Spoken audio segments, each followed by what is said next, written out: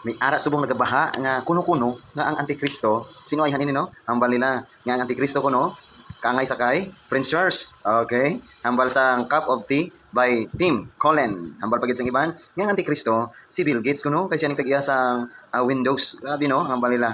Hambal naman sa iban, nga ang Antikristo, si Barack Obama kuno. Hambal naman sa iban, ang Antikristo, ala sa sulod sa simbahan. Nagabaha subong ang isyo mahitungod sa Antikristo. Pero subong mga kapaglaom mga kabyanan, sugiran ta kamo kung sino ang Antikristo. Sino gibalayan ang Antikristo nga ginatumo diri sa Biblia. Aton pagkatun-an karon ang Revelation chapter 13 mga kabyanan kag ang Daniel chapter 7 kung sino ang Antikristo. Ha? Pero aton tandaan ang hambal sa Biblia kag kamo makahibalo sa kamaturan kag kamaturan magahilway sa inyo. Ang Antikristo siya may ara nga pagtabunay. Apan diri ibuyagyag sang Biblia kung sino ang Antikristo. So hindi pagkalimti. 1 John chapter 2 verse 18 and 19 nagambal mga anak ko sa katapusan na ini nga takna. Kag mabatian ninyo ang mag-abot nga Antikristo gani karon. May nagalutaw nga madamo ang mga Antikristo, madamo ang mga Antikristo. Busa nakaibalo kita nga amo na ang katapusan sa sini nga panahon. Nagahalin sila ang mga Antikristo sa aton apang hindi sila taga-aton, kay kun sila taga-aton nagpadayon kun tani sila kaupod naton. Apang naghalin sila agod nga mapahayag nga sila tanan hindi taga-aton.